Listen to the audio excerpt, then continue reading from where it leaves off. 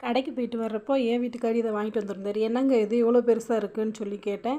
இந்த ஊர் ஸ்நாக்ஸ் போலடி எல்லா கடையிலும் இது இருந்துச்சு. சரி புதுசாக இருக்கே அப்படின்னு சொல்லிட்டு வாங்கிட்டு வந்தேனோட சரி எவ்வளோ உண்டே 100 இது போய் 100 நானே வீட்டில் இந்த முறுக்கு மாதிரி இருக்குது இதை சுட்டுருவேன் அப்படின்னதுக்கு ஆமாம் நீ வாயிலே தான் முறுக்கு சுடுவேன் அப்படின்னாரு.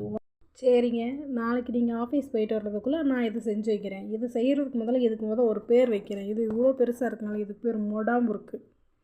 இந்த மொடா முறுக்கு மிளகு, மிளகா வத்தல், ஓமம், பூண்டு, கல் உப்பு இதெல்லாம் மிக்சியில் போட்டு அடித்து கடலை மாவையும் அரிசி மாவையும் சேர்ந்து இதோடு சேர்த்து மிக்ஸ் பண்ணி உருண்டை திரட்டி ரிங் முறுக்கு போடுறது தான் நம்மளுக்கு கஷ்டம். இந்த மொடா முறுக்கு போடுறது ரொம்ப ஈஸி. ஏன்னா பெருசாக இது ஒன்று உருண்டையை திரட்டி பிடிச்சி அடுப்பில் போட்டு எடுத்தால் ரெடி ஆயிடுச்சு. இதை செய்கிறது பெரிய இது மாதிரி என்னால் செய்ய முடியாது அப்படின்னுக்கிட்டாரு.